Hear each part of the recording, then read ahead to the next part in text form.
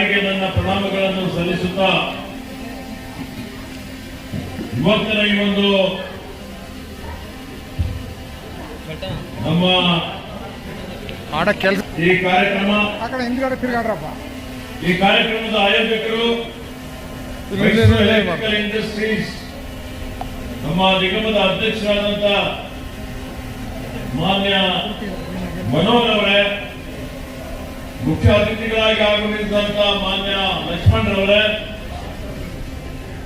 ಸುಧಾಕರ್ ಅವರೇ, ಆನಂದ್ ಅವರೇ, MD ಅವರೇ ಮತ್ತು ಈ ಮೈಸೂರು ಎಲೆಕ್ಟ್ರಿಕಲ್ ಇಂಡಸ್ಟ್ರೀಸ್ ನಿಗಮದ ಎಲ್ಲರಲ್ಲಿ ಭಾಗವಹಿಸಿ ಬಹುಮಾನ ಪಡೆದಂತ ಎಲ್ಲ ಸ್ಪರ್ಧಾರ್ಥಿಗಳಿಗೆ ಮತ್ತು ಅದರಲ್ಲಿ ಭಾಗವಹಿಸಿದಂತ ಎಲ್ಲರಿಗೂ ಕನ್ನಡ ರಾಜ್ಯೋತ್ಸವದ ಹಾಗೂ ನಿವೇದಿತದಲ್ಲಿ ಭಾಗವಹಿಸಿದ್ದೀರಿ, ಅದಕ್ಕಾಗಿ ನನ್ನ ಹಾರ್ದಿಕ ಅಭಿನಂದನೆಗಳು ಮತ್ತು ಶುಭಾಶಯಗಳನ್ನು ಕೋರ್ತಾ ಇದ್ದೇನೆ.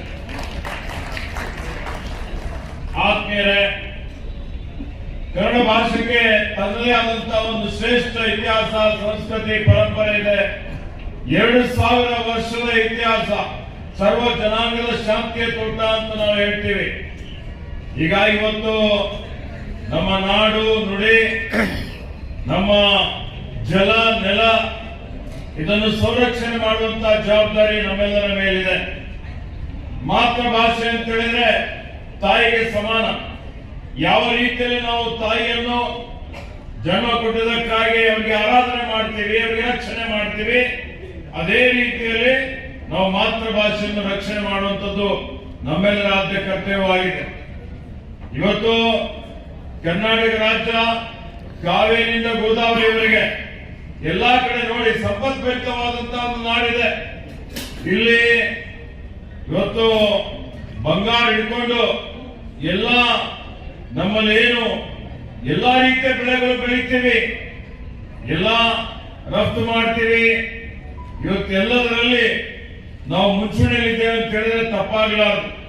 ಇವತ್ತು ಬೆಂಗಳೂರು ನಾವು ನೋಡ್ತಾ ಇದ್ದೇವೆ, ಇಡೀ ಜಾಗತಿಕ ಮಟ್ಟದಲ್ಲಿ ಅತ್ಯಂತ ಒಂದು ಪ್ರಸಿದ್ಧಿ ಪಡೆದಂತ ಒಂದು ನಗರ, ITBT ನಗರ ಅಂತ ಹೇಳ್ತೀವಿ. ಹಿಂದೆ ಬೆಂಗಳೂರನ್ನು ನಾವೆಲ್ಲರೂ ಇವತ್ತಿದು ಉದ್ಯಾನ ನಗರಿ ಅಂತ ಹೇಳಿ ಹೆಸರನ್ನು ಪಡೆದಂತ ಈ ಒಂದು ನಗರ ಇವತ್ತೇನು ಇಡೀ ಜಗತ್ತಿನಲ್ಲಿರುವಂತಹ ಅನೇಕ ಜನ ಎಲ್ಲ ಮೇಧಾವಿಗಳಿಗೆ ಆಕರ್ಷಣೆ ಮಾಡುವಂತ ನಗರ ಯಾವುದಾದ್ರೂ ಬೃಹತ್ ನಗರ ಇದ್ರೆ ಅದು ಬೃಹತ್ ಬೆಂಗಳೂರು ಅಂತ ಬಹಳ ಹೆಮ್ಮೆಯಿಂದ ನಾವೆಲ್ಲ ಹೇಳ್ಬೋದು. ಈ ಜನ ಬೇರೆ ಬೇರೆ ಕಡೆಯಿಂದ IT ಗಾಗಿ, BT ಗಾಗಿ, ಆರೋಗ್ಯಕ್ಕಾಗಿ, ಶಿಕ್ಷಣಕ್ಕಾಗಿ ಅರಿಸಿಕೊಂಡು ಬಂದಂತದ್ದು ನಾವು ನೋಡ್ತಾ ಇದ್ದೇವೆ. ಇಷ್ಟೆಲ್ಲವೂ ಇದೆ, ಆದ್ರೂ ಎಲ್ಲೋ ಒಂದ್ ಕಡೆ ನಮ್ಮ ಭಾಷೆ ಸುರುಕ್ತಾ ಇದೆ, ನರಳ್ತಾ ಇದೆ ಅಂತ ಹೇಳಿ ನಾವೆಲ್ಲರೂ ಒಪ್ಪಿಕೊಳ್ಳೇಬೇಕಾಗ್ತದೆ. ಇದಕ್ಕೆಲ್ಲ ಕಾರಣ ನಮ್ಮಲ್ಲಿ ಭಾಷೆ ಬಗ್ಗೆ ಇರುವಂತಹ ನಿರಭಿಮಾನ ಅಂತ ಹೇಳ್ಬೋದು, ಸ್ವಾಭಿಮಾನ ಇರಬೇಕು. ಅನ್ಯ ಭಾಷೆಗಳ ಬಗ್ಗೆ ನಾವೇನು ಅಸಹ್ಯ ಪಡುವಂತದ್ದು ಅವಶ್ಯಕತೆ ಇಲ್ಲ.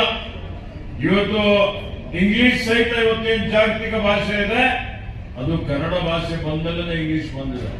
ಅದಕ್ಕೆ ನಮ್ಮೆಲ್ಲರಿಗೆ ಯಾರಿಗೂ ಕೀಳರಿಮೆ ಇರಬಾರ್ದು. ಇವತ್ತು ನಮ್ಮ ಮಕ್ಕಳಿಗೆ ಪ್ರಾಥಮಿಕ ಹಂತದಲ್ಲಿ ಕನ್ನಡದಲ್ಲೇ ವಿದ್ಯಾಭ್ಯಾಸ ಮಾಡಲಿಕ್ಕೆ ನಾವು ಸ್ಫೂರ್ತಿ ಕೊಡುವಂತಹ ಕೆಲಸ ನಾವೆಲ್ಲ ಮಾಡಬೇಕಾಗಿದೆ. ಆಡಳಿತ ಭಾಷೆ ಅದು ಕನ್ನಡದಲ್ಲಿ ನಾವು ಆಡಳಿತ ನಡೆಸಬೇಕು ಅನ್ನುವಂಥದ್ದು ನಮ್ಮ ಸರ್ಕಾರದ ತೀರ್ಮಾನ ಆಗಿದೆ. ಇವತ್ತು ಅದೇ ರೀತಿಯಲ್ಲಿ ನಮ್ಮೆಲ್ಲ ನೆಚ್ಚಿನ ನಾಯಕರಾದಂತಹ ಮಾನ್ಯ ಸಿದ್ದರಾಮಯ್ಯಜಿಯವರು ಕನ್ನಡಕ್ಕೆ ಹೆಚ್ಚಿನ ಒಂದು ಪ್ರಾಶಸ್ತ್ಯ ಕೊಡುವಂಥದ್ದು ನೀವೆಲ್ಲ ನೋಡಿದ್ದೀರಿ. ಹೀಗಾಗಿ ನಾನು ಬಂದಂಥದ್ದು ಕಲ್ಯಾಣ ಕರ್ನಾಟಕ ಭಾಗದಿಂದ, ಅಂದ್ರೆ ಹರಿದು ಹಂಚಿ ಹೋಗಿದ್ದಂತಹ ಒಂದು ಕರ್ನಾಟಕ ಏಕೀಕರಣ ಆಯಿತು 1956ರಲ್ಲಿ. ನಮ್ಮ ಭಾಗ ವಿಶೇಷವಾಗಿ ಒಂದು ಕಡೆ ತೆಲಂಗಾಣ, ಒಂದು ಕಡೆ ಮಹಾರಾಷ್ಟ್ರ, ಉರ್ದು ಪ್ರಭಾವ, ಮರಾಠಿ ಪ್ರಭಾವ, ಇವೆಲ್ಲ ಅನ್ಯ ಭಾಷೆಗಳ ಪ್ರಭಾವ ಇದ್ರೂ ನಮ್ಮ ತಂದೆಯವರಾದ ಪೂಜ್ಯ ಭೀಮಣ್ಣ ಖಂಡ್ರೆಯವರು ಅನೇಕ ಜನ ಹೋರಾಟ ಮಾಡಿ, ರೈಲು ಮಾಡಿ ಆ ಸಂದರ್ಭದಲ್ಲಿ ಇವತ್ತು ನಾವೆಲ್ಲ ಕರ್ನಾಟಕದಲ್ಲಿ ಸೇರ್ಬೇಕು ಅಂತ ಹೇಳಿ ನಿಜಲಿಂಗಪ್ಪ ಇದ್ದಂತಹ ಸಂದರ್ಭದಲ್ಲಿ ಇವತ್ತು ನಾವು ಕರ್ನಾಟಕ ರಾಜ್ಯದಲ್ಲಿ ಸೇರ್ಪಡೆಗೊಂಡ ನಂತರ ಬೇರೆ ಬೇರೆ ಭಾಗದವರು ಇವತ್ತು ಅನೇಕ ಜನ ಇಲ್ಲಿ ಬಹುಸಂಖ್ಯಾತ ಕನ್ನಡಿಗರಿದ್ರು. ಈ ಕರ್ನಾಟಕ ರಾಜ್ಯ ಏಕೀಕರಣ ಆಯಿತು. ಇವತ್ತು ಏಕೀಕರಣ ಆಗಿದಂತಹ ಸಂದರ್ಭದಲ್ಲಿ ಇವತ್ತು ಒಬ್ಬರು ಕವಿಗಳು ಹೇಳ್ತಾರೆ, ಹೊತ್ತಿತ್ತು ಕನ್ನಡದ ದೀಪ, ಕಳೆಯಿತು ಶತಶತಮಾನಗಳ ಶಾಪ ಅಂತ ಹೇಳ್ತಾರೆ.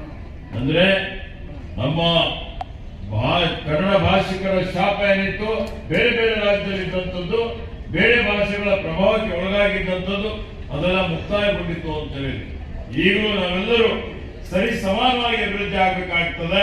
ಪ್ರಾದೇಶಿಕ ಅಸಮತೋಲನ ಹೋಗಲಾಡಲಿಕ್ಕೆ ನಮ್ಮ ಸರ್ಕಾರ, ಕಾಂಗ್ರೆಸ್ ಸರ್ಕಾರ ಕಲ್ಯಾಣ ಕರ್ನಾಟಕಕ್ಕೆ ವಿಶೇಷವಾಗಿ 371 ತಂದಿದೆ. ಇದು ಸಮಗ್ರವಾದಂತಹ ಒಂದು ಅಭಿವೃದ್ಧಿ ಎಲ್ಲಾ ಕಡೆ ನಡೀತಾ ಇದೆ. ನಮ್ಮ ಎಂ.ಜೆ. ಅಯ್ಯಂಗಾರ್ ರವರು ಸ್ಥಾಪಿಸಿದರು. ಕಂಪನಿಯು ಭಾರತದ ಮೊದಲ ಸ್ವಿಚ್ ಗೇರ್ ಉತ್ಪಾದನಾ ಖಾಸಗಿ ಸಂಸ್ಥೆಯಾಗಿ ಕಾರ್ಯನಿರ್ವಹಿಸಿ ದಿನಾಂಕ 13 ಜನವರಿ 1979ರಲ್ಲಿ ಕರ್ನಾಟಕ ಸರ್ಕಾರದ ಆಡಳಿತ ಹಾಗೂ 13 ಜುಲೈ 2020ರಲ್ಲಿ ಕಂಪನಿಯು ಇಂಧನ ಇಲಾಖೆಗೆ ಸೇರ್ಪಡೆಗೊಂಡಿರುತ್ತದೆ.